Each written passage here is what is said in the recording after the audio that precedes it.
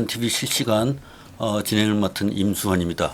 제 옆에 이 방송을 그 리포트하고 계시는 문성희 기자 계십니다.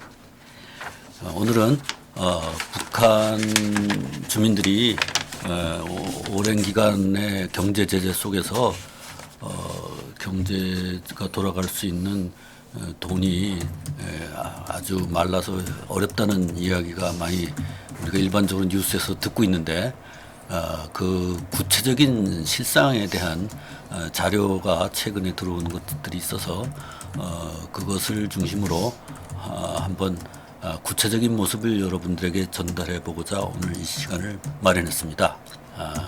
어느 한 마을에 계층별로 어떻게 살고 있는가를 좀 더 구체적인 데이터를 가지고 여러분들에게 전달하기 위해서 우리 문 기자님께서 이야기를 쭉 해드릴 겁니다. 그래서 여러분들이 또 궁금한 점 지시사항 있으면 또 답변을 해드릴 것이고요.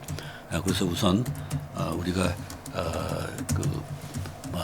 제일 잘 사는 사람부터 못 사는 사람까지 이 계층별로 차이가 또 가장 크게 나는 사회가 북한 사회라고 하는데 우선 제일 잘 사는 사람들의 상황부터 차근차근 이렇게 설명을 해보도록 한번 부탁드려 보겠습니다. 우선 그 자료의 그 개요부터 설명을 한번 해보시겠습니까?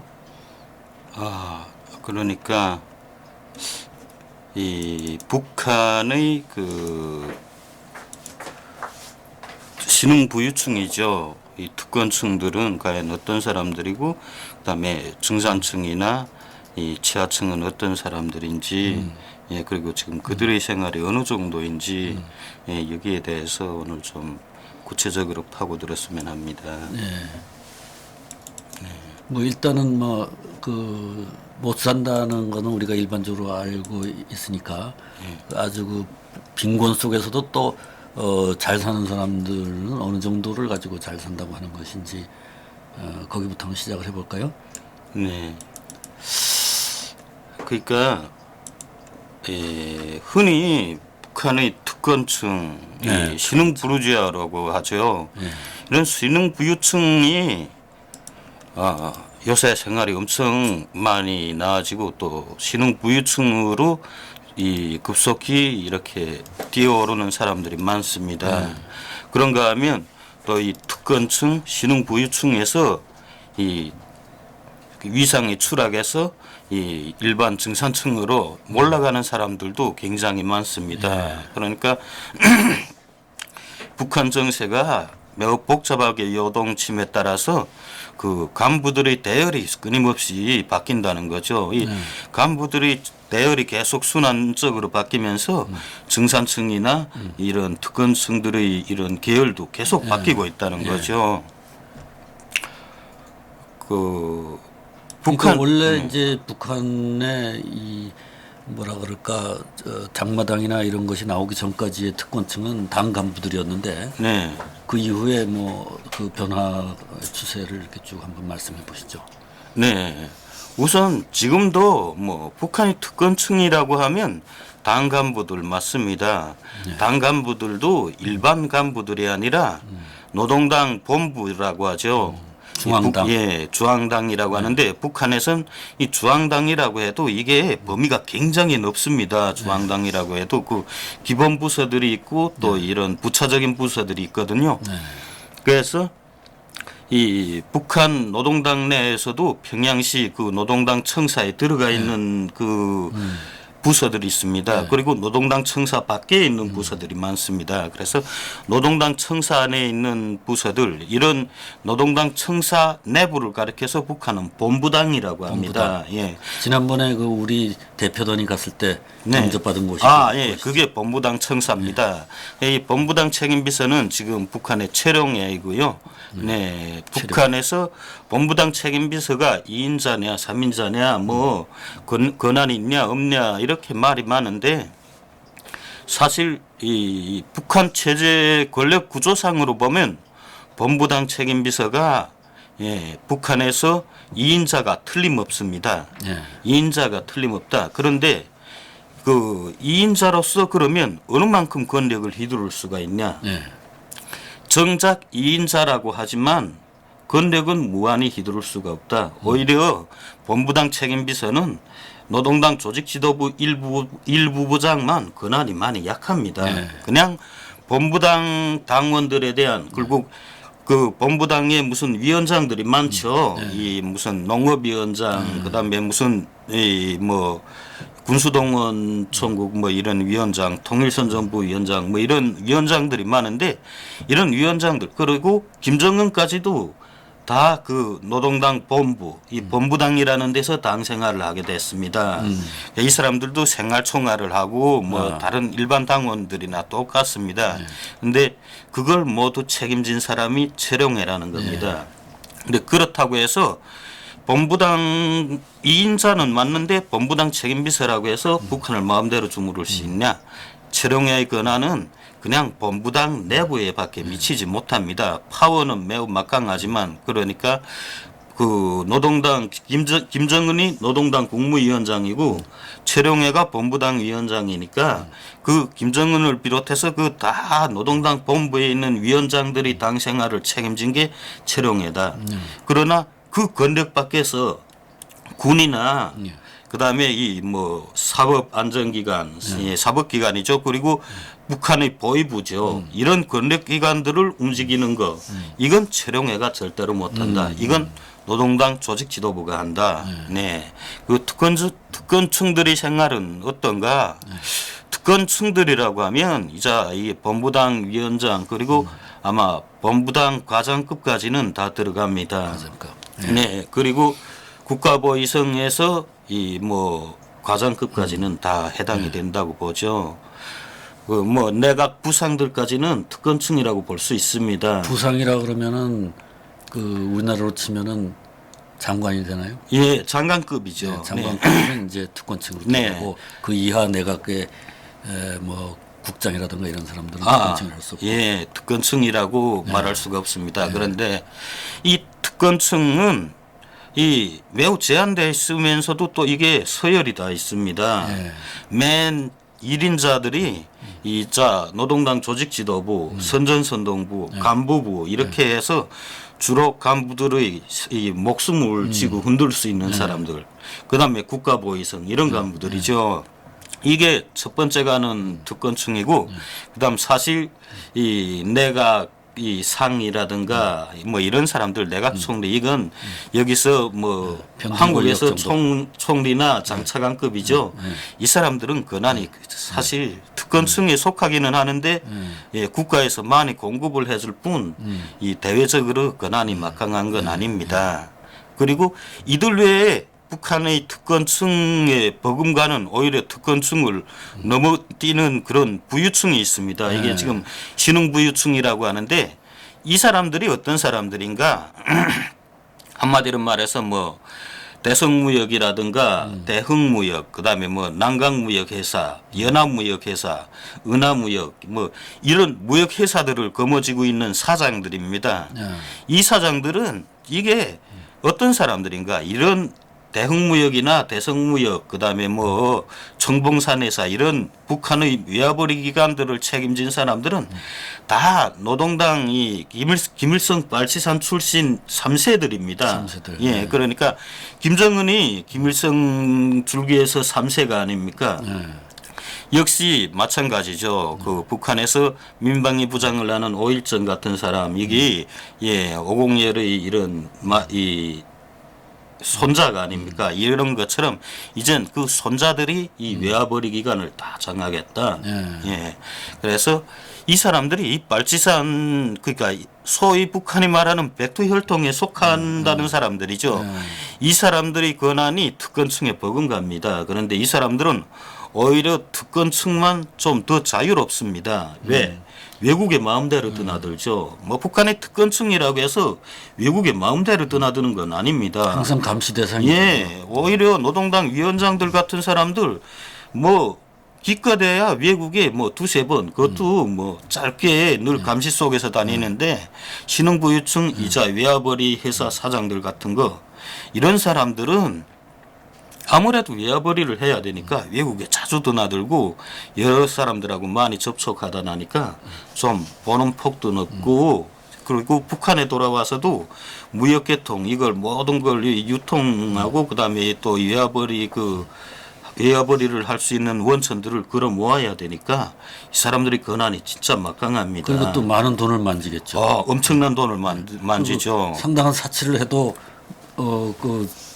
크게 제재받지 않는 거. 이 사람들이 권한은 진짜 뭐 어디 대한민국 간첩을 했다, 미국의 간첩이다 이런 딱 절대적인 근거가 없는 한엔 정말 불변입니다. 누구도 건드릴 수가 없습니다. 이 사람들 그 자녀들이 그 단동에 나와서 막 포화판으로 막 그 유흥 생활하고 그런다는 얘기도 있더라고요. 맞습니다. 그 뭐 뉴스에도 한때 많이 나왔죠. 뭐 술을 마시고 외교관이라는 사람이 막 그 심양에서 자동차 사고를 일으키고 막 이런 게 바로 이 신흥부유층 이 발치산 사람들이야말로 이제 3세들이죠. 가장 그 호화 생활을 즐기는 사람들. 네. 뭐 열심히 막 이쪽 일본 당의 간부들은 과업을 막 수행해야 되는 그 압박감에 시달리겠지만 이 사람들은 그거보다도 상당히 자유롭고. 예, 물론 이 사람들도 외화벌이 이런 과제가 떨어지니까 그에 대한 부담은 있습니다. 그래도 어쨌든 돈을 만지는 사람들이니까 남보다 씀씀이가 크고 정말 이 솔직히 말해서 남한의 뭐 큰 부자라고는 할 수 없지만 웬만히 돈 있는 사람들 정도는 됩니다. 이 그러니까 이제 이 북한에서 대외적인 교역이라든가 이런 활동을 하는 사람들, 소위 여권을 들고 다니는 사람들은 다 자기네 그 외화벌이 그러니까 빨치산 자손들에 한정해서 그걸 그렇죠. 하도록 하고 나머지 사람들은 그 밑에서 그냥 노예 생활을 하고 이렇게 딱 만들어 놓은. 북한은 그러니까 그냥 빨치산 뭐 줄기라고 하죠. 빨치산 줄기. 그것도 뭐 일반 빨치산이 아니라 딱 김일성 빨치산입니다. 김일성 빨치산 줄기를 가지고 태어나야 이런 특권층에 오를 수가 있습니다. 그렇죠. 만주에서 빨치산 했던 사람들도 많이 있었는데 그 중에서도 김일성 고 계열만 그리고 그 자손 만대까지. 네. 근데 이 사람들이 그 대개 비율이 어느 정도인가 하면 그 빨치산 특권층 뭐 3세들 특권층이다. 그 사람들이 이야기하는 게 특권층의 자식들이라고 해서 다 무역계통에서 활동하는 건 아니다. 이자 이 채룡회처럼 더러 이런 간부 사업에 딱 얽매여서 움직이지 못하는 특권층들도 있다는 거죠. 그래서 이들 사람들 북한 특권층, 신흥부유층을 다 합치면 인구의 몇 프로 정도가 되겠냐 하니까 글쎄 여러 말들이 있습니다. 뭐 어떤 사람들은 뭐 중국에 나와서 이 무역을 하는 사람들하고 물어보면 한 3% 정도는 되지 않을까 하는데 그보다 좀 더 높은 지위에 있는 사람들하고 물어보면 야 우리 인구가 2,600만 명밖에 안 되는데 여기 아무리 날고 뛰어봐야 이 진짜 니네가 말하는 그런 특권층 1% 부자들 그건 걔네 진짜 1%다. 이 신흥부유층 뭐 우리 상급에 있는 그 뭐 대형무역이면 대형무역 사장 이 사람은 진짜 이런 사람들 이런 무역회사 사장들 그다음에 노동당 그 과장급 간부들 이런 사람들 다 합쳐봐야 북한 인구에서 1%밖에 못 차지한다. 그럼 대형무역 사장으로 가면은 임기는 몇 년이 될까요? 북한은 대개 임기가 무제한입니다. 왜냐하면 뭐 지금 김영남 그 최고인민위원회 위원장을 보면 그렇죠. 그 상임위원장인데 이 사람은 뭐 해마다 그뭐 이젠 김정은이 들어와서도 최고인민회를 두 차례를 했죠. 올해 또 최고인민회가 있는데 뭐 바뀌는 법이 없습니다. 김정은 이전에도 그냥 최고인민회의 상임의장이었고 지금도 상임의장이고 그 사이 내각 총리가 바뀌었는데 뭐 내각 총리는 그 너무 늙어서 이제 뭐 일할 형편이 못 돼서 바뀐 거고 그래서 북한의 직업은 그냥 평생 직업입니다. 그러니까 이제 지금 이 빨치산 줄기의 자손들이 이제 조상부터 자사 중손 그냥 계속 북한의 핵심적인 지위에 있으면서 화합한 생활을 하고 있기 때문에 이 사람들은 말하자면 남한으로 탈출한다든가 이런 생각을 할 가능성이 거의 없다는 거 아니에요. 네. 그러니까 그런 사람들만 여권을 들고 해외에 돌아다닌다는 그런 얘기가 되니까 이 소위 원래 공산주의 이론은 계급을 없애는 게 자기네 목적이라고 말은 하지만 실제로는 철저한 계급 사회가 지금.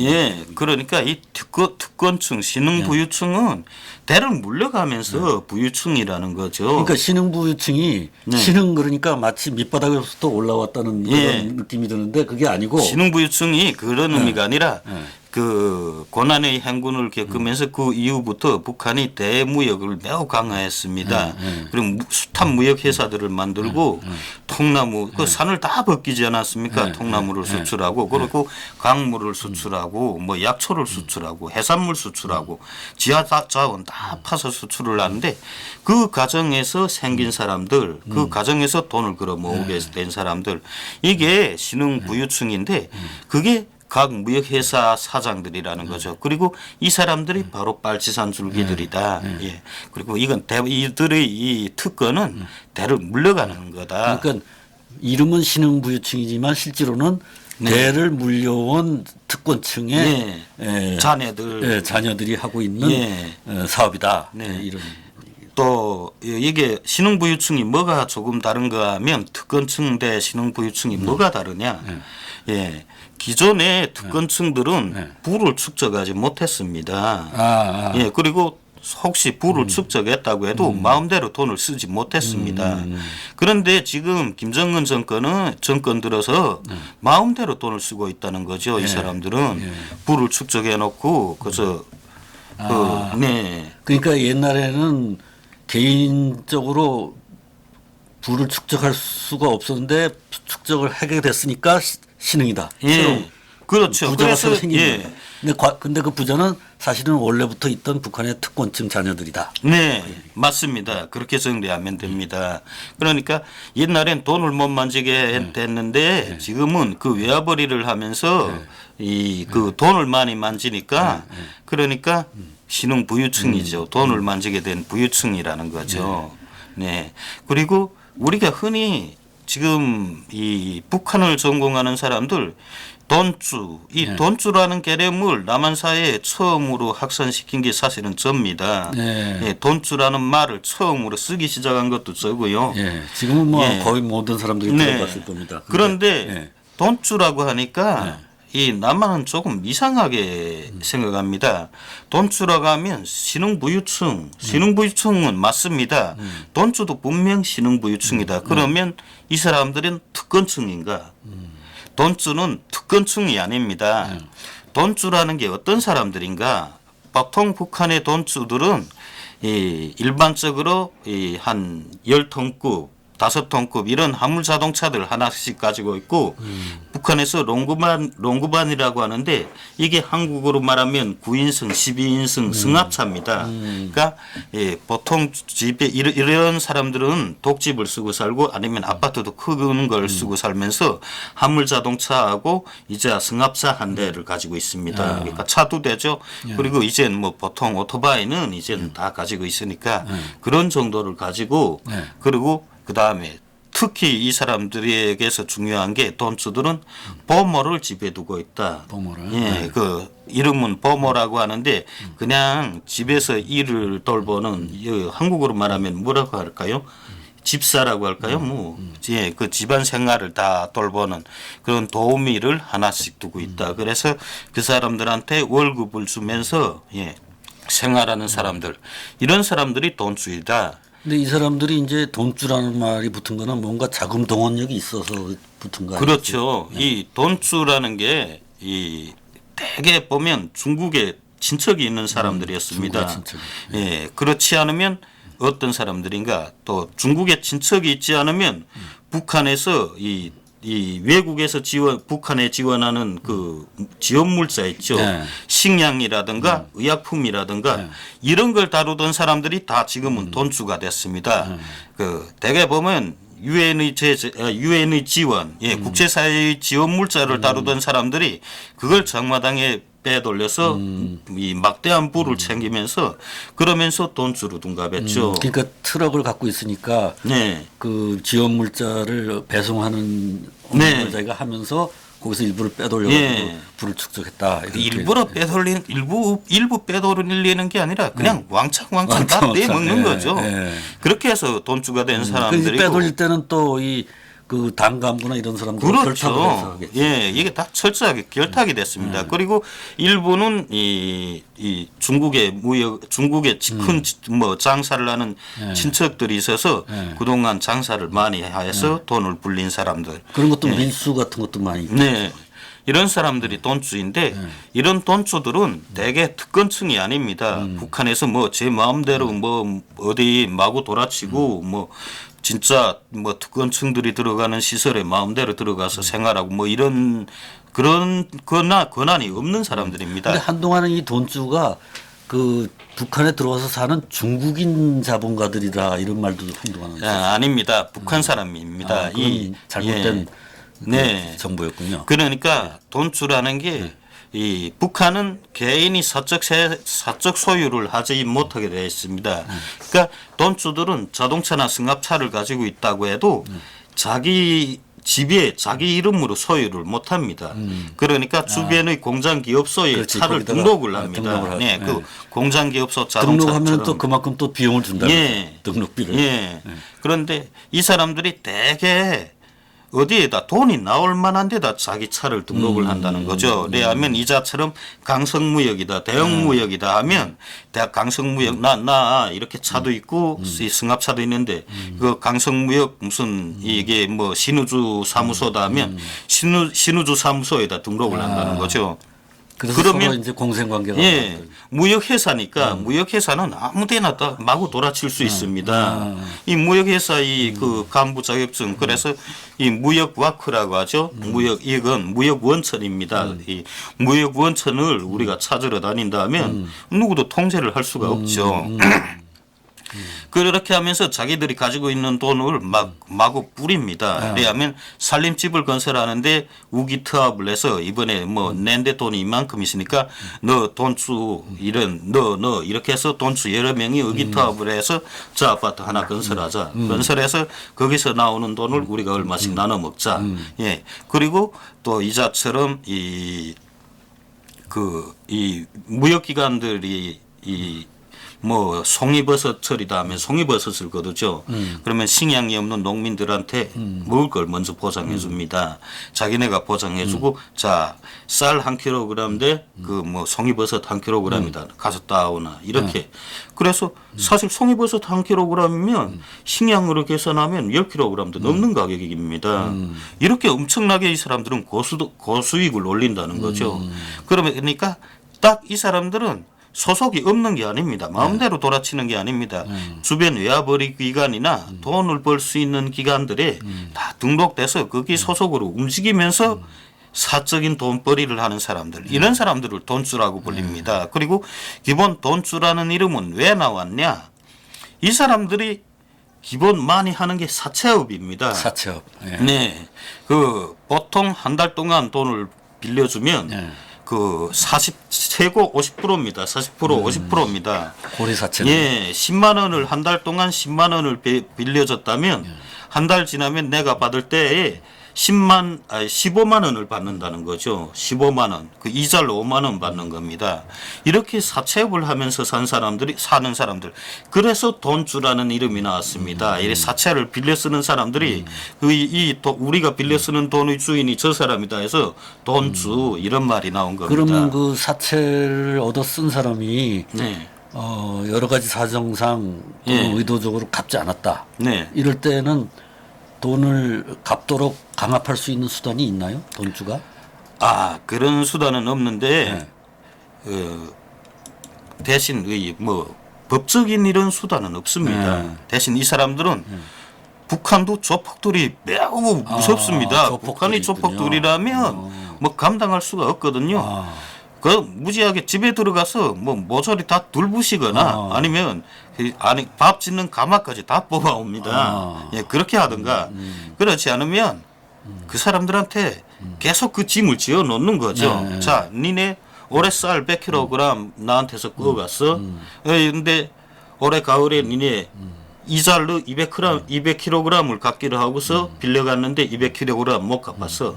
그럼 내년엔 300kg 받쳐야 된다. 이 사람은 300kg 죽어도 못 받칩니다. 다음에. 그러면 300kg이 됐는데 니네 어쩌겠냐. 그럼 그 다음엔 또 500kg 이렇게 늘어나는 거죠. 그러니까 북한의 농민들은 지금 대다수 농민들 다 이렇게 빚에 예. 이제는 자기네가 갚을 정도가 못 되는 빚에 그렇게 꽉 얽매여 있다는 겁니다. 빚의 노예가 돼 있네 농민들. 네, 그래서 일단 가을 거디를 할 때면 각 협동 농장들이랑 가면 그리고 이 뭐 송이버섯을 채취한다든가 이 외화벌이를 하는데 가면 돈주들의 이런 아파라트라고 하죠. 그 앞잡이들이 다가 있다는 거죠. 그래 이 사람들이 쭉 명단을 다 가지고 있다고 합니다. 그래 당신 이만큼 쌀을 꺼서 먹고 그때 뭐 니네 생활이 급하다고 해서 이만큼 돈을 구워줬으니까 자 지금 가을철인데 니네 이만큼 쌀을 내놔라. 그 농민들이 분배탄 데서 그걸 다 긁어온다는 거죠. 그리고 아이고 올해 우리 이거 다 내놨는데 요만큼은 진짜 우리 요거까지 걷어가면 우리 다 굶어 죽는다며. 알았다 그러면 그만한 양은 다음에 가서 벨러 갚는다. 못 갚은 양은 벨러 갚는다. 이렇게 해서 구워준다는 거죠. 이게 어느 정도인가 하면 지금 같은 때입니다. 지금부터 북한의 식량난이 심화될 때인데 이때부터 보릿고개라고 하죠. 네. 4월 말까지 이때가 엄청 어려운 때입니다. 북한은. 이럴 때에 쌀 1kg을 꺼줍니다.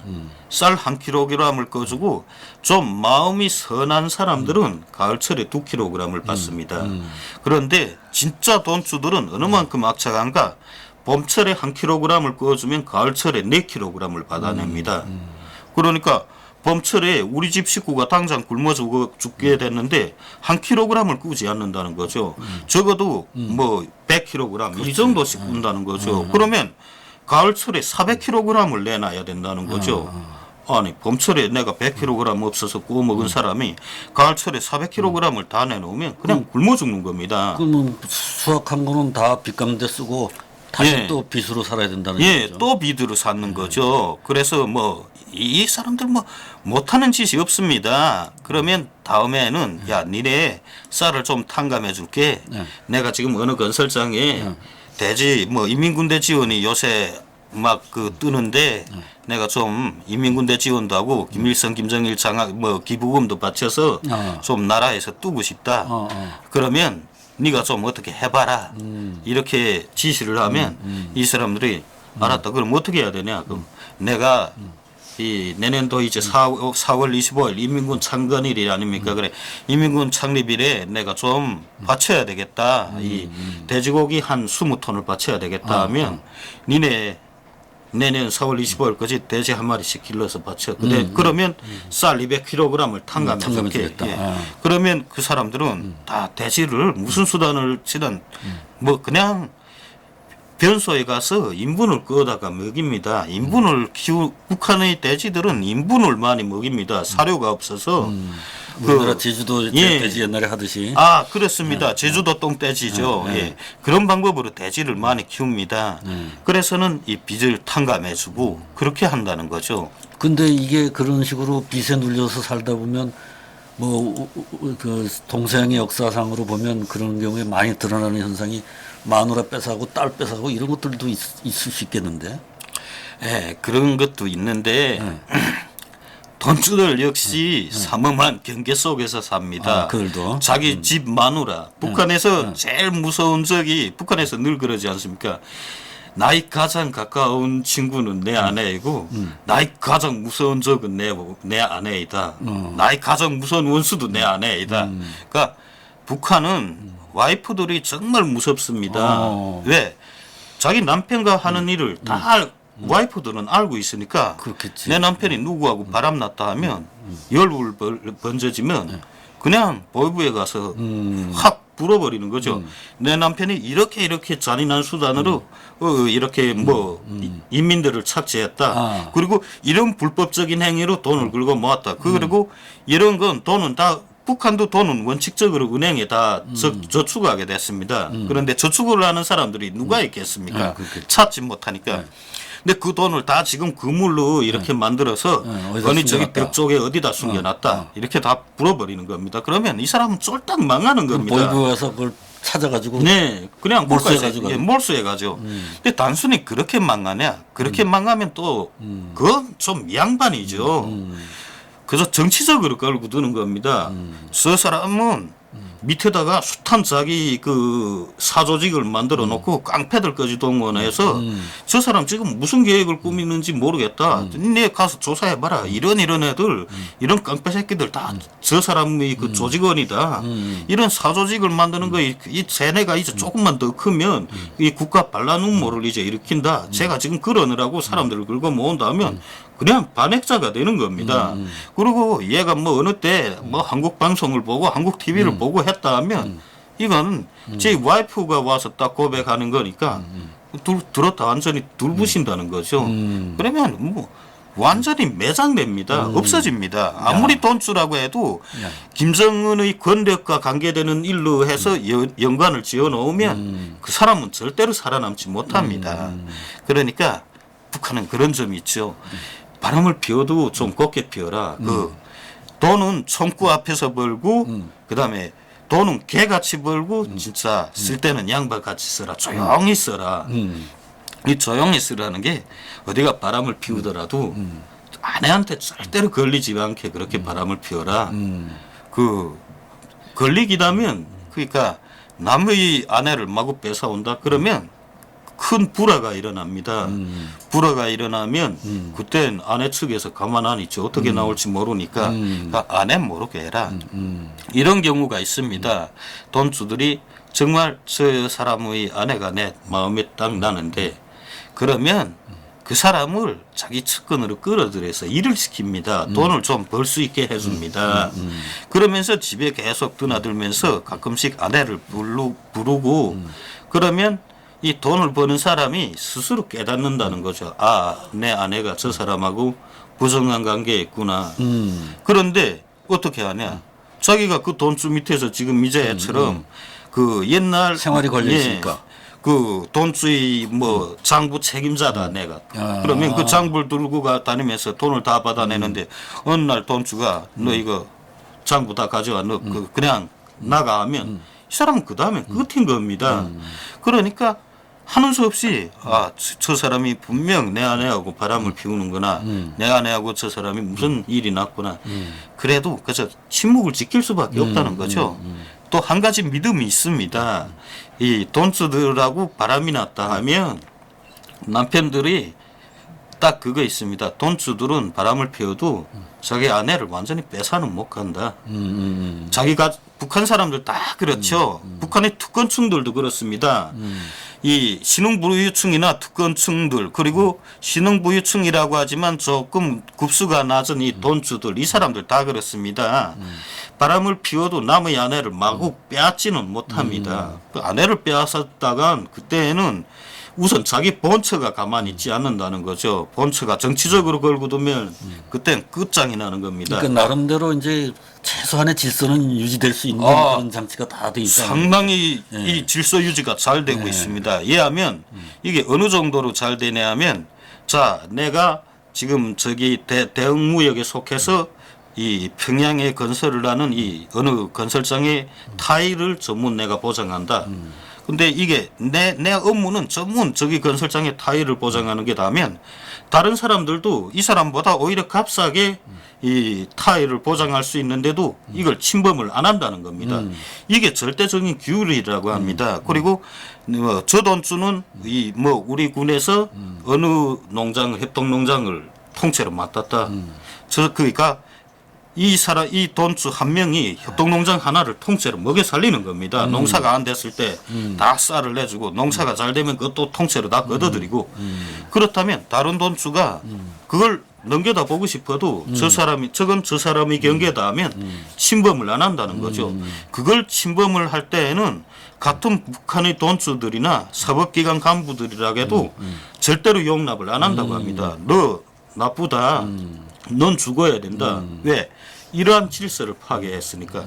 그 질서라는 게 어느 만큼 엄격한가 하면 이게 북한에서 먹이사슬입니다. 이 먹이사슬을 파괴하는 행위라는 거죠. 그래서 이 질서는 절대로 파괴 못한다. 예. 근데 여기서 이제 아까 신흥부유층은 원래 빨치산 자손들이라 그랬는데 네. 이 돈주라는 사람들은 원래 그 뭐 북한 정권이 설 때 어떤 계층의 사람들이라고 볼 수 있어요? 그러니까 이 사람들도 예.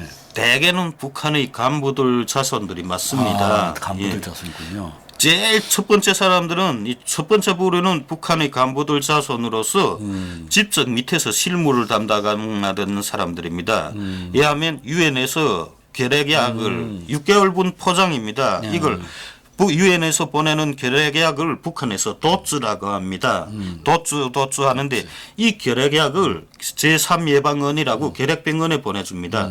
그럼 이 결핵병원 의사들이 이걸 다 그냥 통째로 뽑아서 장마당에다 넘깁니다.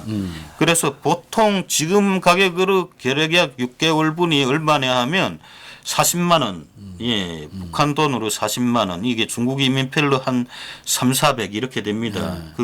근데 이 결핵약은 적어도 2년 동안 꾸준히 복용해야 차이가 나고 또 그동안에 먹는 걸 엄청 잘 먹어야 됩니다. 그런데 북한에서 결핵 환자들은 되게 가난한 사람들입니다. 가난한 사람들이 걸리는 거니까. 예, 이 결핵에 걸리면 어떻게 잘 먹을 수 있으며 그 결핵약 비싼 걸 어떻게 살 수 있겠습니까? 그러니까 우리 집에 누군가가 결핵을 앓는다면 우리가 이젠 완전히 집안이 망한다는 걸 알면서도 환자가 생기면 북한은 망합니다. 아무리 중산층이라고 해도 이런 큰 환자가 생기면 작살이 납니다, 집안이. 내가 당장 도주를 사서 이 사람을 이 결핵을 이거 치료해 줘야 된다. 내 남편, 내 아들. 그러면 또 돈주를 찾아가는 거죠. 돈주한테 가서 내가 이만큼 급하다. 후에 이자를 내가 넉넉하게 갚겠으니까 그래서 이렇게 약서를 쓰고 돈을 구하다가 그런 약을 사는 겁니다. 그래서 이렇게 국제사회의 지원 물자를 가지고 농간질을 한 자들 이 사람들이 다 돈주가 됐습니다. 그러니까 그리고 다른 방법으로 돈주가 된 사람들은 예하면 예전에 조총련에서 돈을 많이 받아서 저축하고 있던 사람들. 그건 극히 적은 숫자입니다. 지금 보다 많은 사람들은 지금 현재 중국하고 무역을 활발히 하면서 중국에 아주 돈 많은 친척들이 있어서 그 계속 북한을 다니면서 이 외화벌이 회사들하고 이 무역 그 중간다리 무역상이죠. 이런 중간다리 무역상들을 다 돈주라고 합니다. 그러니까 이제 중국에 친척이 있는 사람들인데 네. 그러면 이 사람들 중에는 적대 계급 출신들도 있나요? 그건 안 됩니다. 그건 안 되고. 네. 왜냐하면 이 양강도에서 뭐 한피라라든가 주길래라든가 이렇게 대단한 돈주들이 있습니다. 뭐 한 해에 돼지고기를 뭐 인민군대 지원이다 하면 35톤을 돼지고기를 지원합니다.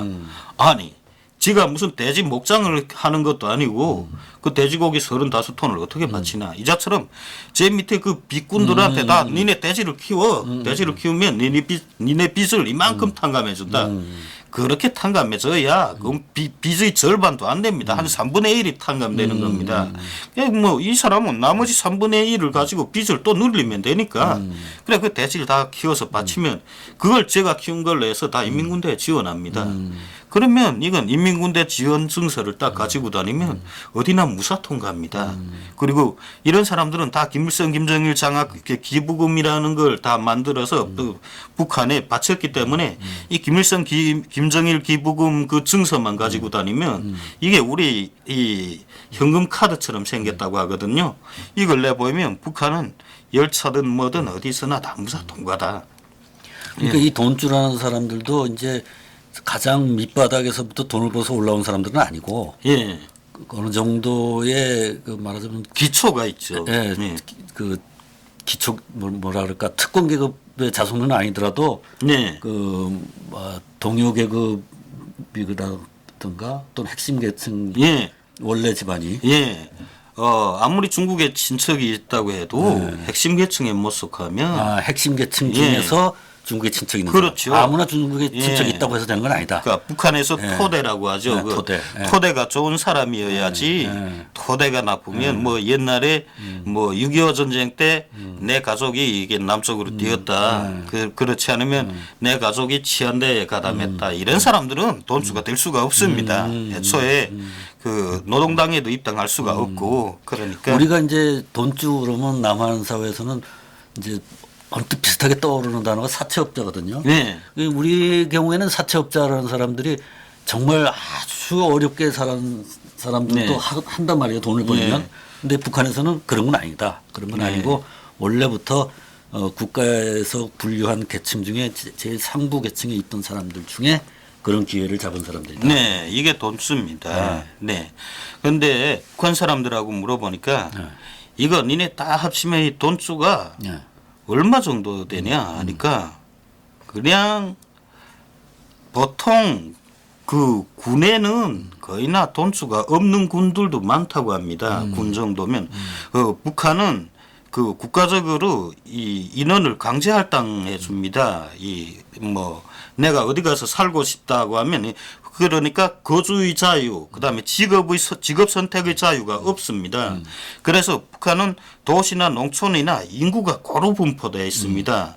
그 고루 분포되어 있으면서도 이 돈주들이 없는 군 이런 데 읍이라고 하죠. 이런 데가 많다. 그래 북한의 군이라고 하면 상당히 큰 규모입니다. 그리고 대개 도시 돈주들은 다 도시에 집중되어 있습니다. 도시에 집중되어 있는데 그 뭐 순천, 평성 뭐 이런 데 가면 뭐 돈주들이 한 개 시에 한 20명이 된다. 뭐 한 개도의 통째로 합쳐서 한 20명이 될까? 그렇게 말을 합니다. 그렇지 않으면 내 돈주가 얼마나 되냐면 그냥 그저 우리는 인구 양강도 같은 게 니네 진짜 돈주라고 말하고 할 수 있는 사람들이 몇 명 정도냐 하면 한 1~8명 정도? 그 정도밖에 안 돼. 네. 그럼 니네 북한에서 돈주까지 다 합쳐서 신흥부의 특권층부터 돈주까지 다 합쳐서 이렇게 잘 사는 사람들 도대체 몇 프로 정도가 되냐 하면 이 사람들 말하는 게 20% 정도도 못 된다. 다 합쳐야 20%도 못 된다.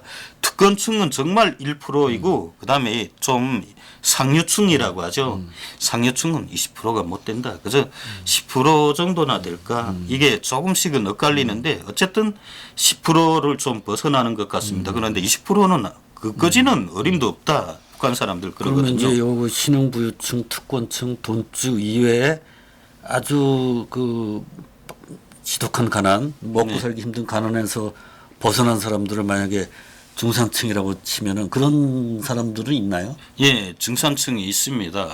그러니까 북한도 중산층이 북한도 중산층은 좀 많습니다. 그 대개 중산층이 어느 정도냐 하면 한 거의나 중산층도 계층이 다 나뉘어져 있는데 보통 자기 절로 벌어서 자기 절로 먹고 살 수 있는 능력을 가진 사람들 이런 사람들을 중산층이라고 하는데 한 40% 정도는 된다. 그러니까 이 사람들은 이제 농사 짓고 장마당 네. 활동하고 이런 거겠죠. 예. 그러니까 그저 산에 떼기밭을 많이 가지고 있죠. 떼기밭. 예, 떼기밭을 여기저기 그래. 떼기밭이라는 게 그게 아닙니까? 몇백 평 이런 정도가 아닙니다. 기껏해야 뭐 한 70평, 뭐 80평 이러면 밭이 큰 밭입니다. 그런 밭을 여기저기 많이 산에 많이 널어놓고 있죠. 왜 한 곳에 큰 밭을 경작하면 그걸 협동농장에서 뺏어가니까. 예, 그래서 이렇게 쪼매쪼매한 밭을 많이 그 관리를 하면서 거기에서 먹을 것을 가을이면 수확해서 자기네 절로 그걸로 먹고 산다. 그리고 남는 잉여 농산물은 팔아서 자기네 그 생활을 유지하는 데 쓴다. 이런 사람들을 중산층이라고 합니다. 그럼 이제 자기가 이제 열심히 일을 해서 먹고 사는 정도는 이제 때를 걸리지 않고 먹는다. 이렇게 하려면 지금 말씀하신 것처럼 뭐 떼기밭을 막 여기 산지 사방에 있는 거를 막 다 관리를 하고 또 시간을 쪼개서 또 장마당 활동도 하고 하려면 집안에 이제 좀 젊은 노동력이 좀 많고 예. 병 걸린 사람이 없고 예. 뭐 이런 경우가 나야 되겠네요. 예, 그래 이 중산층들의 경우 대개 우리로 말하면 맞벌이들이죠. 맞벌이 그렇지. 예. 그렇지 않으면 장마당에 나가는 사람들의 경우에는 주로 여성들이 그 돈을 많이 법니다. 그러니까 장마당도 이 어떤 장마당 어떤 자리에 앉는가에 따라서 이 돈 수익이 굉장히 차이가 납니다. 그리고 어떤 물건을 파냐. 그래야하면 북한에서 이 한전꾼들이 있죠. 한전을 해주는 한전, 사람들이 한전. 있습니다. 예, 이런 사람들 돈을 많이 법니다. 꽤나 법니다. 이 사람들. 그리고 중기라고 하는데 중기라는 게 뭔가 하면 이런 TV나 녹음기, 예, 그 가전제품이죠. 이 가전제품을 파는데 이게 대개 중국에서 중고품들이 들어옵니다. 근데 이런 가전제품을 파는 사람들이 또 돈을 많이 법니다. 예, 이런 계층들. 그 외에 이제 그런 업종에 종사하려면 이제 자기가 투자할 수 있는 돈이 좀 있어야 되는 거지. 그 물건 예. 사와야 파니까. 예, 그러니까 기초 투자금이 있는 사람들이죠. 그걸 계속 순환할 수 있는 사람들. 예, 이런 사람들을 증산층이라고 합니다. 그래서 뭐 개인 뭐 숙박소도 여인숙을 운영할 수 있고 그 다음에 또 이 개인이 식당을 차리고 이발소나 이런 걸 차려서 살거든요. 그러니까 이런 사람들은 와이프가 밖에 나가서 돈을 번다면 남편은 그냥 집안에서 먹멍개라고 하죠. 뭐 낯전등이라고 하고 낯전등? 예, 필요 없는 존재라는 아, 거죠. 필요 없는. 예, 다만 만능자물쇠라고도 흔히 말합니다. 집안을 지키는데 남편만큼 잘 지키는 사람이 없으니까 남편을 가리켜서 만능자물쇠다. 대개 이런 장사를 하는 사람들 보면 다 여자들이 나가서 장마당에 앉거든요. 남자들은 못 앉으니까. 그래서 남자들은 그 직장에다가 83이라고 해서 그 돈을 바칩니다. 그냥 한 달에 내가 출근하는 대신 출근 안 하는 대신. 예, 출근 안 하는 대신에 내가 얼만큼 뭐 일을 해서 벌어서 바쳤다 이렇게 돈을 바치는데 그렇게 하고 집에서 놀면서 집을 지키는 거죠. 그래서 밥도 하고 뭐 아닌 게 아니라 돼지도 키우고 그리고 도적도 잘 잡으니까 잘 막으니까 만능자물쇠라고 부르는 거죠. 네. 그러면 이런 정도의 자기 생활을 열심히 해서 가족들이 굶지 않고 사는 그 정도의 중산층, 이거는 이제 핵심 계층이 아닌 뭐 동료 계층이나 적대 계층도 예. 그런 출신 사람들도 예. 들어갈 수 있는 거겠죠. 예. 웬만하면 여기는 적대계층도 좀 많이 포진돼 있습니다. 이건 자기 능력에 따라서 많이 돈을 버는 거니까. 근데 북한의 중산층은 뭐 어느 사회나 중산층은 늘 그렇죠. 이 중산층은 지위가 견고한 거 아닙니다. 이 사람들은 어느 날 이렇게 내가 벌어 먹다가도 갑자기 어느 협작꾼에게 돈을 다 떼웠다. 협잡을 당했다. 그러면 가정이 폭삭 망하는 겁니다. 하루아침에. 그래 중산층은 뭐 끊임없이 서열이 변합니다. 그러니까 이제 사기를 당할 수도 있고 누가 하나 아플 수도 있고 아까 얘기한 식으로 약값들이 예. 보면 이제 집안이 망할 수도 있고 그러면 뭐 그냥 사고가 날 수도 예, 있고. 그러면 그냥 지하층으로 확 떨어져 버리는 거죠. 갑자기. 예. 네. 그리고 지하층은 얼마나 하니까 주로 북한에서 제일 가난한 사람들이 다 협동농장에 있는 농민들입니다. 네. 농사를 짓는 사람들이 제일 가난합니다. 왜냐하면 한 번 농사가 안 되면 그때엔 이자처럼 이런 돈주들한테서 식량을 구워 먹어야 됩니다. 돈을 빌리고. 그러면 그때 쌓인 빚이 농사가 잘 된 해 아무리 물어준다고 해도 그 빚이 계속 기하급수적으로 늘어나니까 이걸 갚을 수가 없다는 거죠. 그래서 이 주로 농민들을 비롯해서 최하층이 한 40%다. 이 40%의 사람들은 진짜 당장 죽을 수도 있는 사람들이라는 거죠. 이게 엄청 무섭습니다. 이 북한에서 지하층은요, 요즘 계속 그러지 않습니까? 이 장세율 대표도 여기 나와서 방송을 하면서 북한이 장사가 진짜 안 된다. 그 장사가 안 되면 중산층들부터 우선 흔들립니다. 이 장마당에 앉는 사람들 이런 사람들 다 중산층이거든요. 그런데 장사가 안 되면 이 사람들부터 크게 술렁이고 이 사회가 요동치기 시작합니다. 그러면 중산층이 어려워지면 덩달아 최하층은 더욱 어려워진다는 거죠. 그러니까 장마당에 갈 수 있는 정도면 그래도 중산층이고 예. 장마당에 가서 자리세를 내고 앉을 수도 없는 정도 사람들이 이제 최하층이라고 예. 합니다. 장마당에 앉거나 지금은 개인 식당들이 있지 않습니까? 네. 그리고 이 이발 미용도 개인들이 합니다. 이런 걸로 해서 돈을 벌 수 있는 사람들 그런 사람들이 중요한데 뭐 그 사람들은 언제 다시 또 최하층으로 떨어질지 모르고 네. 최하층에 있는 사람들은 거의 다가 돈주들의 빚의 노예 상태로 네. 돼 있고 뭐 중산층은 참으로 여러 가지인데 지난해 3월 제가 알고 있던 중산층 아주 중산층 외에서도 상위로 아주 탄탄한 사람이었는데 이번에 여성분이었습니다. 이게 어느 지역 상업관리소장이었는데 지난해 3월에 북한이 뭐 장마당을 뭐 지금 뭐 김정은 시대에 와서 장사를 통제를 안 한다 어쩐다 하는데 좀 북한을 모르는 사람들 소위 북한 전문가라고 하는 사람들 제멋대로 떠들지 말아라. 북한은 지금도 장마당을 계속 통제를 하고 시도 때도 없이 장마당 문을 닫는다. 장마당을 무슨 통제를 안 하긴 뭘 통제를 안 해. 그리고 작년 3월 달 2월 이 평창 동계올림픽이 끝나고 나서 이 김정은이 이 남한의 이 문재인 대통령하고 만나겠다 했지 않습니까? 그때부터 북한은 집중적인 단속에 들어갔습니다. 그래서 진짜 그때 중산층들이 엄청 많이 뭐 소멸당했죠. 장마당 활동을 못 하니까 거기서 들어오는 수입이 갑자기 끊기고 중산층에서 이탈하게 되는. 그러니까 그 장마당도 단속이 심했지만 개인들이 식당을 하거나 미용을 하거나 그리고 개인들이 약국을 운영해서 그 약을 팝니다. 이건 그냥 들어가서 식당을 한 다음에 그릇을 통째로 그릇까지 다 빼앗아서 어느 건설장에 보내주고 그다음에 이 의약품이다 하면 내가 이 약국을 만들어 놓고 의약품 장사를 몰래 한다면 그 집을 들이쳐서 그 약을 통째로 뺏어냈다는 거죠. 그러니까 이 사람들은 다 치하층으로 굴러 떨어진 겁니다. 그리고 제가 알고 있는 한 분은 말이 상업관리소 소장인데 뭐 상업관리소라고 해도 상업이라는 게 그 주로 이 물건을 다루고 음식을 다루고 이러는 게 아닙니까? 장사가 아닙니까? 그런데 조그마한 지역의 상업관리소장이다 나니까 돈이 정말 돈은 어디 들어올 데가 없습니다. 근데 되게 잘생겼다는 거죠. 그냥 남편은 집에서 이제처럼 하는 게 아니라 만능 자물쇠입니다. 집에서 그래서 앉아 노는데 이 여자 정말 펄펄 나는 여자였죠. 그냥 뭐 군에서도 해결 못할 일이 있다. 당장 어느 학교를 지어야 되는데 시멘트를 무슨 몇십 톤 받아와야 된다.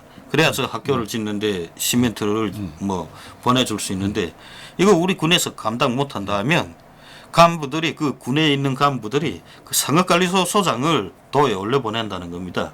야, 네가 가서 해결해. 근데 이 여자는 가면 못 해결하는 것이 없다는 겁니다. 그러니까 뭐 군당위원장이라든가 북한에서는 군당위원장이라고 하면 옛날엔 군당 책임비서라고 했는데 여기로 말하면 군수죠. 그 군수인데 엄청 지위가 높습니다. 그리고 권한이 막강합니다. 사람을 죽일 수도 있고 살릴 수도 있고 여기 군수나 그런 사람들이 권한에 견주지 못합니다. 그냥 사람 하나 같은 거 내 저걸 죽이겠다 하면 마음대로 그냥 정치적으로 확 걸고 들어 죽이는 겁니다. 당의 힘이니까.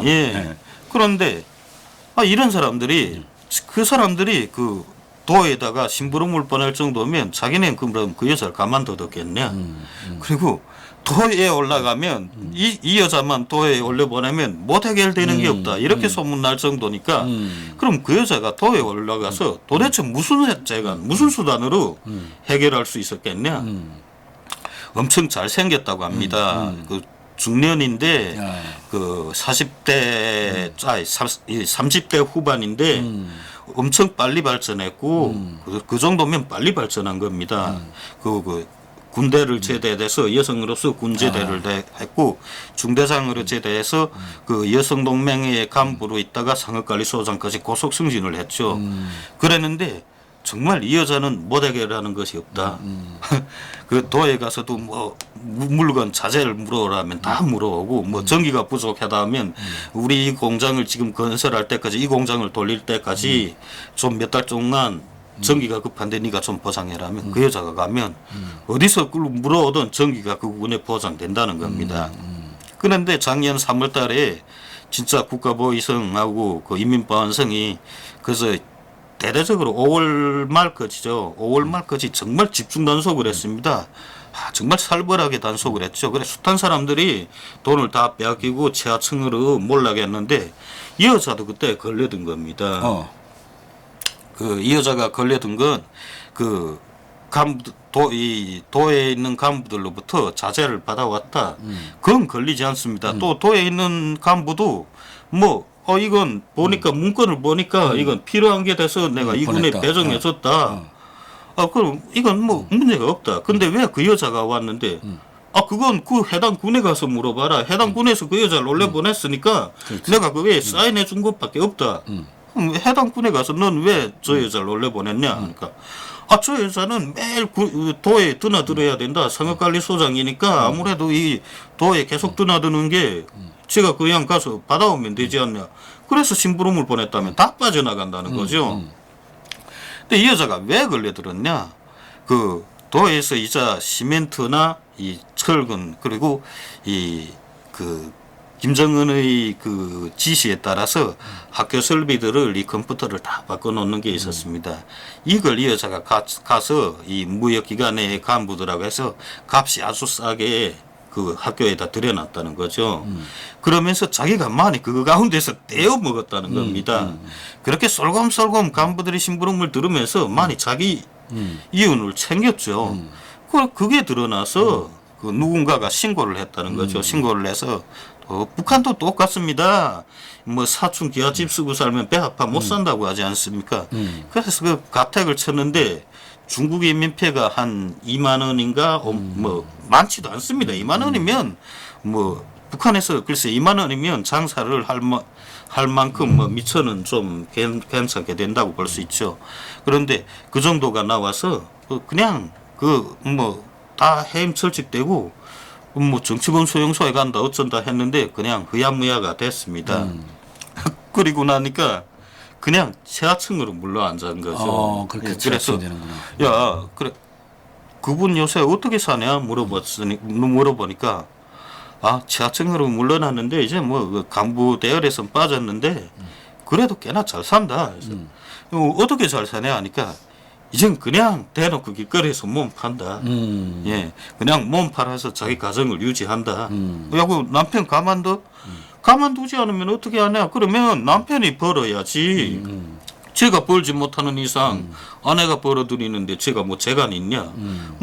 아내가 그런 걸 못하게 하려면 남편이 벌어야지. 뭐 재간이 없다는 겁니다.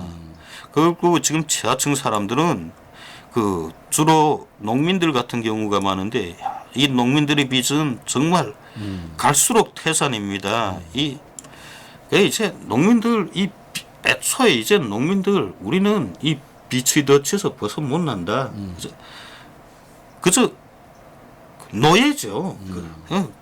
국가적으로 농사를 지으라 하면 나가서 농사를 짓는데 그래서 농사를 짓는 노예일 따름입니다. 농노네 농노. 네, 농노죠. 그 아무리 농사를 지어도 다 이 돈주들한테 나중엔 다 빼앗기니까. 그리고 북한에 대해서 뭐 최근에도 보면 이 북한 전문가라고 하는 사람들 정말 해괴한 소리를 많이 합니다. 이 김정은이 한때 뭐 협동농장 포전 담당제, 그다음 뭐 분조관리제를 한다고 하면서 땅을 다 이렇게 포전 이렇게 다 나눠줬다. 이거 왜 그러느냐? 북한 전문가라는 사람들 북한을 들여다보면 북한이 2017년 말부터 2017년 9월 달부터 공장 기업 생산 책임제, 기업 생산 책임제라는 걸 도입하면서 협동농장도 다 기업 생산 책임제를 도입했다. 기존의 분조관리제나 포전 담당제라는 거 다 없어졌다. 없어진 지 오래다. 근데 왜 아직도 계속 그 소리가 나오냐? 뭐 지금 북한 농민들 뭐 분조관리제, 포전 담당제를 해서 지금 생활이 많이 나아졌고 뭘 기존엔 한계 분조가 가족 단위 분조라고 하지 않았습니까? 세네 명이 한계 분조였고 그 세네 명도 또 밭을 다 제 버전씩 다 나눠졌습니다. 그런데 이렇게 하다가 나니까 이게 상당히 문제가 됐다는 거죠. 좀 힘 있는 사람들은 좋은 밭을 차지하고 힘 없는 사람들은 제일 나쁜 밭을 차지하고 그리고 이 농약을 하나 가져다 대는 것도 조금 농촌에서도 생활이 좋은 사람들은 자기네가 먼저 농약을 긁어다가서 그 돈주들로부터 농약을 가져다가 농민들한테 또 이렇게 다 나눠줍니다. 그렇게 해서 결국 이 사람들이 돈주의 배를 불리게 하고 농민들을 더 얽매는 이런 역할을 했죠. 그러면서 굉장한 모순이 많이 발견됐습니다. 그래서 안 되겠다. 이거 농민들을 이대로 놔두면 더 이상 통제를 못 하겠다. 그래서 이 뭐 포전 담당제요, 그다음에 뭐 가족형의 분조관리제요, 이걸 다 없애버렸습니다. 지금은 한계 분조가 보통 30명입니다. 30명 이상이고요. 뭐 2015년에 하던 얘기를 아직까지 그러니까 들고 30명 이상이니까 오면서 가족 단위가 아니라는 얘기죠. 아니죠. 그러니까 그게 시범적으로 일부 지역에서 실시되었던 아닙니다. 그 2014년부터 전면적으로 도입을 했는데 전면 도입을 했어요. 예, 전면 도입을 했는데 그러니까 2017년 9월달에 이걸 완전히 없애버렸습니다. 한 3년 하다가 예, 그거는 뭐 근데 아직까지도 이 소리를 가지고 뭐 계속 북한에 대해서 글을 씁니다. 아 참 보면 기가 막혀서 말이 안 나오는 거죠. 아니 북한에 대해 그렇게 제노라고 하면서 제 잘 안다고 하는 사람들이 이게 다 마사진 지 어느 때인데 공장 기업소 생산 책임 관리제라는 걸 실시할 때부터 다 마사지였는데 뭐 농민 협동농장은 다르고 공장 기업소는 다른 것처럼 이렇게 자꾸 말을 하면 진짜 답답하다는 거죠. 좀 그런 말을 할 정도면 그냥 난 모른다 하고 이젠 북한 전문가라는 타이틀을 확 떼버리고 다른 부분에서 종사를 하지. 또 그리고 그렇게 북한을 제나라고 안다고 떠드는 사람들을 보면 되게 좀 진보 진영 이런 사고방식을 가진 사람들이 많습니다. 그 현 정부의 대북 정책을 아주 뭐 교묘하게 지지하는 그런 방법을 현 정부를 대변하면서 북한의 그 옛날 다 없어진 이 뭐 협동농장 무슨 포전 담당제 뭐 가족형 분조관리제 이걸 자꾸 써먹는데 그런 방법으로 정부를 뭐 이 현 정권의 대북 정책을 자꾸 지지하지 말아라. 그거 다 없어진 지 오래다. 모르면 그냥 가서 찌그러져 있든가. 정말 열불나죠. 그 우리 문 기자님이 방금 이제 그 못마땅하게 여기는 그 전문가들의 이제 얘기의 논지는 대개 북한에서도 포전 담당제가 생기고 가족 단위 농업이 생기고 또 돈주들이 생기고 그래서 사유재산이 자꾸 늘어나고 예. 상업이 발달한다. 그러니까 이게 계속해서 우리가 교류를 하고 지원하면 이게 자본주의화할 것이다. 개혁개방할 것이다. 이런 식으로 지금 생각하는 거죠. 개혁개방 죽어도 못합니다. 그리고 자꾸 북한이 개혁개방으로 나간다고 요새는 뭐 일부 탈북자들도 북한이 개혁개방으로 간다. 둥구름 잡는 소리를 하지 말아라. 북한이 지금 말하는 공장기업소 생산 책임제는요. 개혁개방이 아닙니다. 이건 개혁개방하고 아주 거리가 멉니다. 올해 신년사에서도 김정은이 딱 명백 신년사에서 말했죠. 사회주의 계획경제를 보다 효율적으로 이렇게 관리를 해야 된다. 계획경제라고 했습니다. 계획경제를 포기하지 않았습니다. 그리고 공장기업소 책임관리제를 한다고 해서 북한이 그 국가 그 생산계획이라는 거 포기한 적이 없습니다. 국가 생산계획이라는 게 포기되지 않는 이상은 개혁개방으로 갈 수가 없습니다. 공장기업소 니네 얼마씩 생산하라 무조건 계획을 떨궈주고 그걸 하내면 받아내는 이런 체계가 있는데 그게 개혁개방하고 어떻게 같을 수가 있냐. 그리고 올해 신년사에서는 그걸 또 오히려 효율적으로 더 강화하겠다 이렇게 얘기를 했는데 그게 개혁개방이냐. 저는 요새 보면 소위 북한에 대해서 안다고 쓰는 탈북자들도 그런 말을 많이 씁니다. 북한이 지금 개혁개방으로 간다. 어느 세월에 지금 상태로 가면 한 200년이나 300년 후에 그때면 글쎄 자연적으로 개혁개방이 되겠죠. 우리는 현 시대 우리가 살아가는 시대를 뭔가 만들어야 된다는 겁니다. 우리가 살아가는 시대에 남북한이 통일돼야 되고 북한도 개혁 개방이 돼서 인권이 존중을 받고 북한 주민들에게도 평등한 기회가 차려지고 정말 밥이 없어 배를 고르면서 때를 건너뛰고 농사가 안 되면 굶어 죽어야 하고 겨울철엔 땔감이 없어 얼어 죽어야 되는 이런 상황이 발생하지 않도록 그런 사회를 만들어야 된다는 겁니다. 꿈 같은 소리를 자꾸 하지 말라고요. 그러니까 지금 말씀하신 거는 북한이 진짜 개혁 개방이 되려면 개인들이 자기의 자유를 획득해서 사유재산을 자기가 처분할 수 있는 권리를 가지고 있어야 되고 또 자기 직업을 선택할 수 있어야 되고 거주 이전을 할 수 있어야 되는데 지금 현재 지금까지 우리가 1시간여 동안 설명한 걸 보면 겉으로 보기에 북한이 대외무역이 많이 늘어난 것 같지만 실제로 대외무역 거래를 하는 책임자들은 전부 빨치산 출신 가문의 자손들이다. 네, 그렇죠. 그 핵심 계층 중에서도 최고 특권층은 그대로 특권층으로 네. 남아있고 밑으로부터 올라가는 일은 거의 없다. 불가능하죠. 네. 그 다음에 그 밑에서 그 북한 국내 경제에서의 돈의 흐름에 가장 큰 영향을 행사하는 돈주들도 예. 역시 핵심 계층 출신들이다. 네. 그리고 이 사람들의 이 사람들이 돈을 주물럭주물럭하는 그 밑에서 이제 간신히 장마당에 가서 열심히 일을 하고 또 자기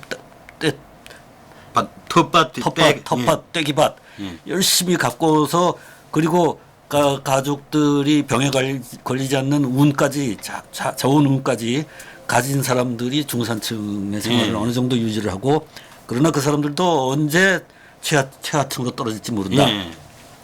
그리고 최하층으로 떨어지면 그 사람들은 돈주들의 빚을 져서 빚의 노예가 되는 그런 시스템 희망이 없는 삶을 살고 있다. 그러니까 이 사람들이 농촌에서 농사를 지어서 그 소작 나오는 작물을 전부 빚감대에다가 털어넣어야 되고 계속해서 이제 또 빚을 져서 또 다음 해에 농사를 지어야 되고 그리고 그 땅에서 이거 나 이제 더 이상 하지 않고 다른 좋은 기회를 찾아볼래라고 그 땅을 떠날 수도 없고 농사를 계속 지어야 되고 그러니까 거주 이전에 자유가 없고 농업을 계속 해야 되는데 그 농사에서 나오는 소출물은 다 빼앗기는 이게 바로 중세 농노들의 생활하고 아주 똑같은 그런 오히려 더 못한 거죠. 농노들의 생활보다도 그런 생활을 하는 게 지금 최하층이다.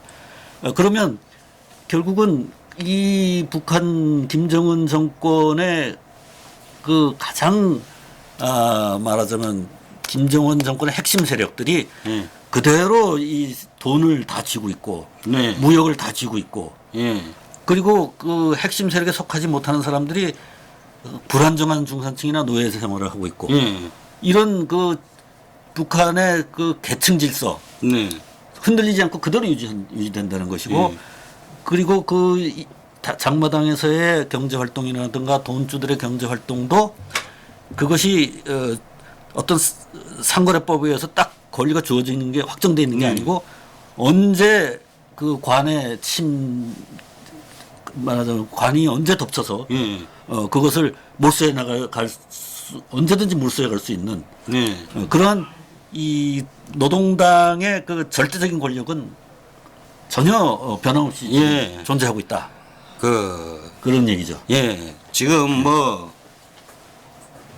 일부 북한을 연구한다는 전문가들도 그래 또 뭔가 좀 북한에 대해 잘못 인식하고 있는 탈북자들 북한이 개혁 개방으로 간다고 하는데 그 근거를 제시하는 게 흔히 건설입니다. 건설. 북한에서 건설 이젠 개인들이 많이 건설을 합니다. 이자 돈주라고 하는 사람들이 의기투합을 해서 집을 짓고 거기에서 나오는 이윤을 먹습니다.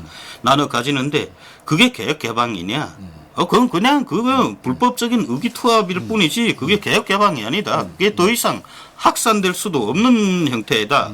개혁 개방을 하자면 개혁 개방이라는 거 한마디로 말해 자본주의입니다.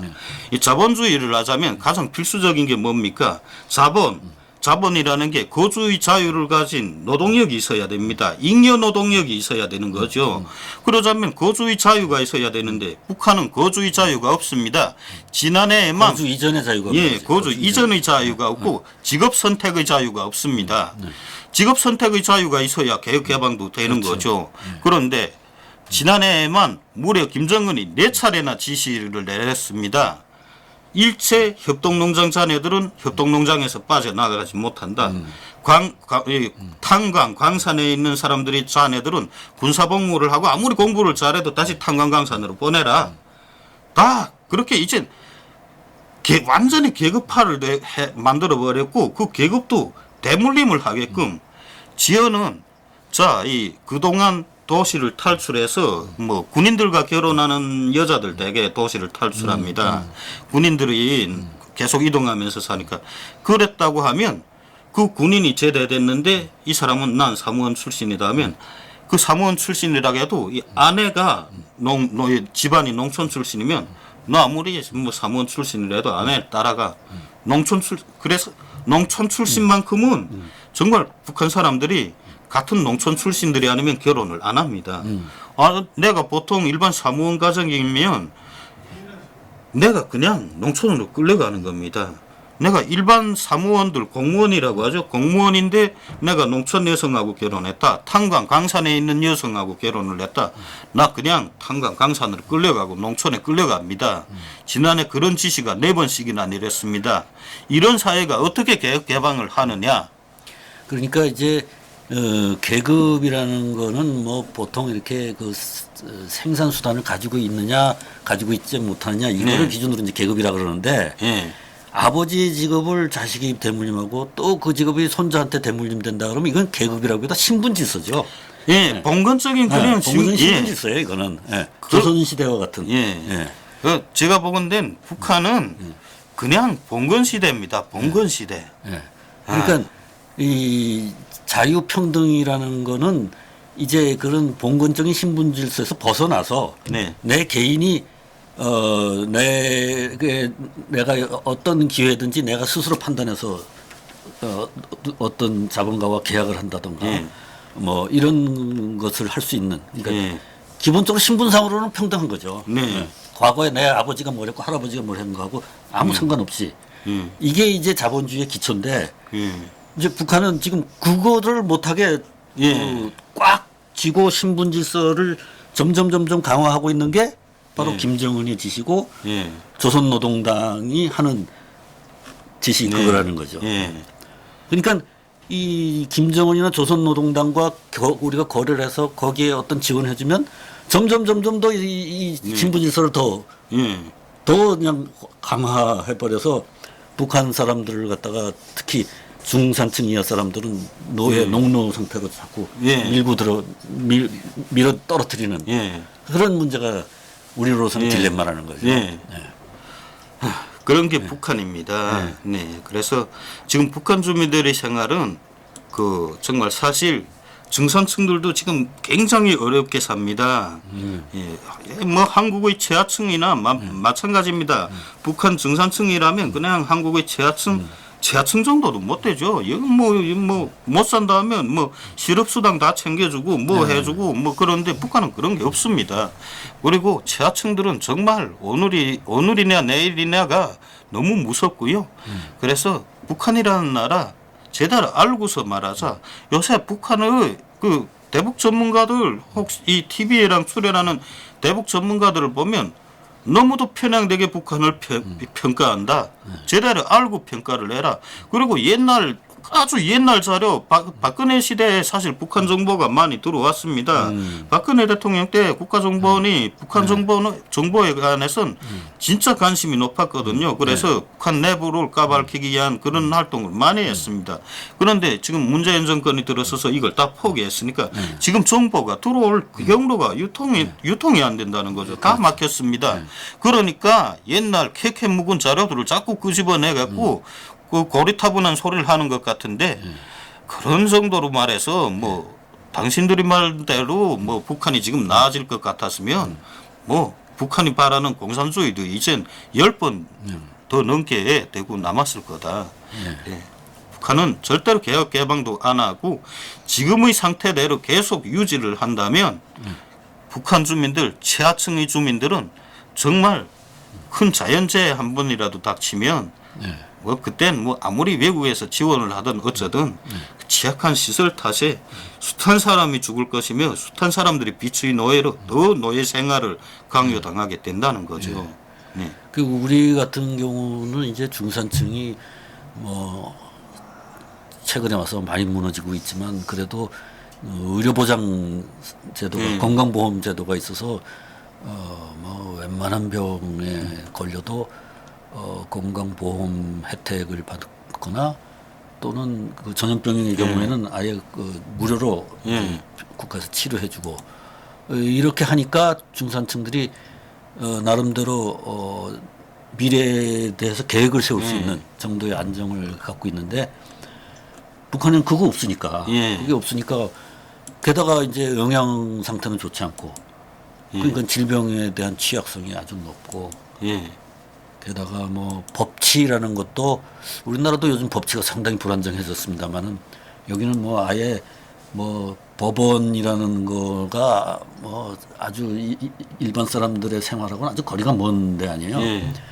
그런 정도니까 항상 자의적인 공산당 권력 앞에서 자기의 미래를 예측하기가 참 어려운 이런 상황이니까 거기서 어떻게 계획을 하고 투자를 하고 할 수 있겠어요. 그런데 거기서 어떤 자본주의가 일어나고 어떤 성장이 일어날 수 있겠냐는 거죠. 오로지 당의 명령에 의해서 동원된 인력이 짓는 건물들, 뭐 이런 것들이 이제 성장을 일으킨다는 건데 그건 너무 비참한 경제 아니에요? 너무 원시적이고.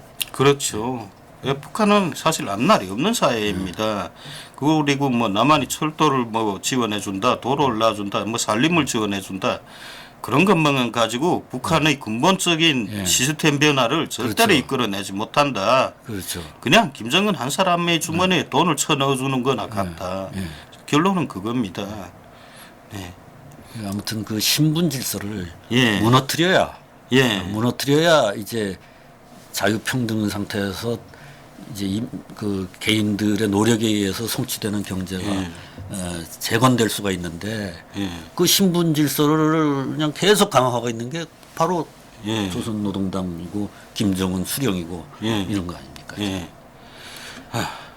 그래서 오늘 시간은 여기까지 마치기로 하고, 아무튼 북한 사회라는 거 이런 사회이다.